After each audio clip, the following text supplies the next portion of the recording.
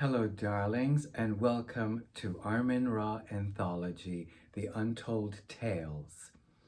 This will be a series of stories that I did not include in my big documentary, which was filmed 10 years ago. It's called When My Sorrow Died, The Legend of Armen Ra and the Theremin, and I will include the link to that film, in the description below.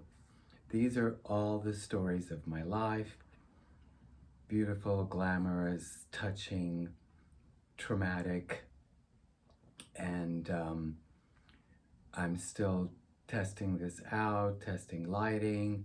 There will be background noise, there will be no edits, so please bear with me, and I hope you enjoy these stories as much as I did and didn't. So it was the mid-80s, and music during that time was fabulous.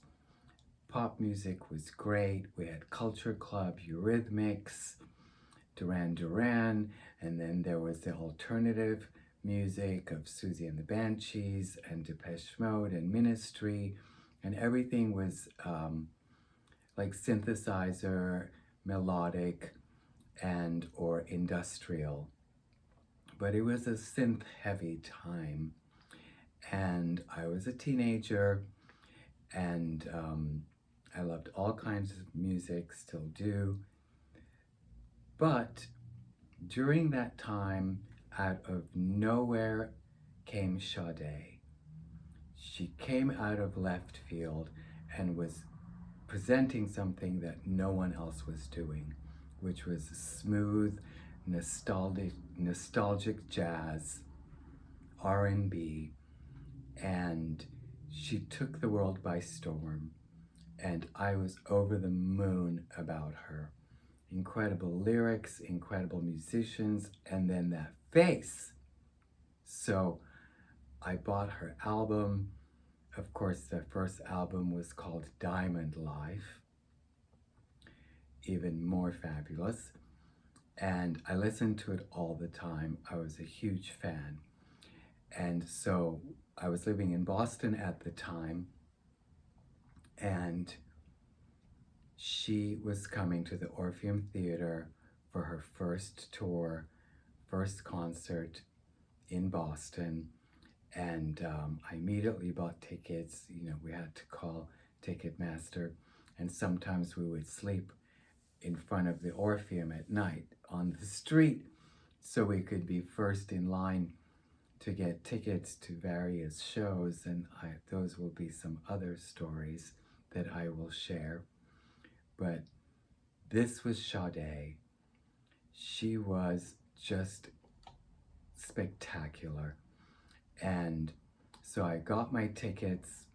You know, we had to call and busy signals and wait in line. And I had my tickets, and it was the day of the show, and I really wanted to meet her. I wanted to, meet artists that affected me, and all I ever wanted to do was say thank you to them. There was no cell phones, it wasn't selfie culture, I wasn't collecting autographs. I just wanted to have a eye-to-eye, heart-to-heart connection with some of these artists.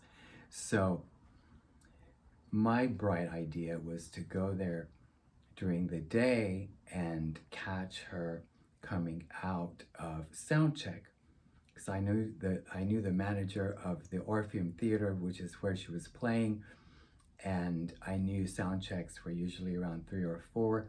So I went there, and I went towards the backstage door, and I saw a big white limousine, and I was like, oh my God, she's here.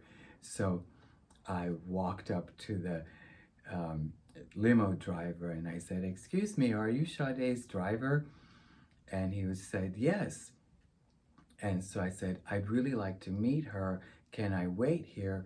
And he said, well, she's running to a radio interview right after sound check, so your best chance at meeting her is to go to the hotel after the concert. And she's staying at the Parker House, which was several blocks away. Can you imagine nowadays someone telling you where an artist is staying, like a total stranger? But I was a child and, you know, 3 feet high and adorable. So anyway, he told me. I went to the concert. It was just beautiful. I cried through the whole thing. I had great seats and I had a ride home. So I decided to go and wait at the Parker House. So the people that were going to drive me home came with me. We, hung around for a little while and it was getting late. And so they said they were going to leave. And I said, that's fine. Of course, I told my mom I'm getting a ride home. And I was waiting for Sade. I was not leaving until I met her. And so also I could have taken the train home. We lived in a suburb of Boston that was, about 45-minute drive from where the theater was, which was near the Boston Commons in like Boston proper. And so the subways stopped at 12:30 in the morning. So I sat there and sat there and sat there. I sat on this stoop a few doors down from the grand entrance of the Parker House, and it got later and later. So short story long, I sat there for over 2 hours. Now it was like, I don't know, 1 or 2 in the morning. I knew I had no way of getting home and I would have to call mom and wake her up. And she was usually cool with these things, but she wanted to know ahead of time. So I sat there and out of the blue arrived the white limousine and my heart started pounding. And so I stood up. The chauffeur got out, opened the door, and out came Sade in all her glory, holding these little bouquets of flowers. And I stood up and I walked towards her and I said, "Excuse me, Sade." And she looked at me and she said, "Yes." And I said, "Hi, my name is Armen and I was at your show and I just wanted to tell you thank you for your beautiful performance and your beautiful music. I just loved it and I love you so much." And she looked around and she said, "Where are your parents?" And I said, "Oh, they're sleeping. My mom's at home. I'm going to call her. She's going to pick me up. I just wanted to say thank you." And she was like, "Oh, you're so sweet." And she, here comes the helicopter. And she said, "Are you sure you have a way to get home?" And I said, "Yes, yes, yes, don't worry. I just wanted to say thank you. And I love your music." And she said, "Would you like some flowers?" So I said, "Yes, of course." And so she leaned down, handed me the flowers, and kissed me on the cheek. I could have fainted. So here I am, holding these flowers. Sade has just kissed me. And then I had the audacity to say, "So what are you doing now?" I wanted to hang out and be friends. And she said, "I'm going to sleep." And I said, "Okay, thank you so much, thank you." And the band members were there. I don't know what they thought of me and this situation. And she ascended up the stairs of the Parker House, and there I stood holding these flowers. Sade had just kissed me. I was in a daze and just so happy and elated. And so I thought, okay, now I have to call mom and wake her up. And this train station was, several blocks away, maybe like a 10-minute walk. And there was a payphone there. And I think phone calls were 10 cents at the time. So as I made my way to the train station to call Mom, I was passing by these doorways and, like, alleys and things. And I walked by this doorway and I realized there was like a person huddled up sleeping in there. And I felt really bad.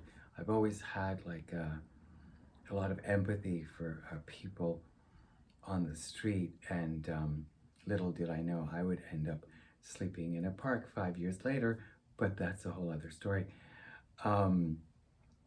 So I thought, oh, wouldn't it be nice to, put a few flowers on this person?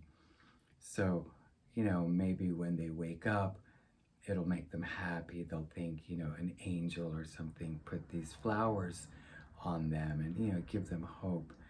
And so the more I walked, the more I noticed these people huddled in doorways and alleys and like dark corners. So each person, a sleeping person that I went by, I put more flowers and more flowers. So by the time I got to the train station where the payphone was, I only had like a few flowers left, which I saved for myself. So I called Mom. She answered the phone. I was like, Mom, I just met Sade and she kissed me and I don't have a ride home and I'm at the train station. I think it was Copley Square or no, what am I saying? It was Boston Commons. I don't know. This is nearly 40 years ago. It is 40 years ago. So she said, okay, stay by the station. Be careful. I'll be there, in 40 minutes. And Mom arrived, I waited around. I think there was, police and stuff around, so it was safe. Mom came, drove up with a big smile on her face. She was irritated but not angry. And I got in the car. I was like, oh my God, she kissed me right here. And she gave me all these flowers and I left them on these poor people who were sleeping and, blah, blah, blah, blah, blah. And she was very cute. And I got home and I pressed some of those flowers in a book. And, through all my moves to New York and moving apartments, I don't know what happened to those flowers. They could still be pressed in a random book somewhere. But that is my story of when I met Sade and she kissed me. I hope you enjoyed it.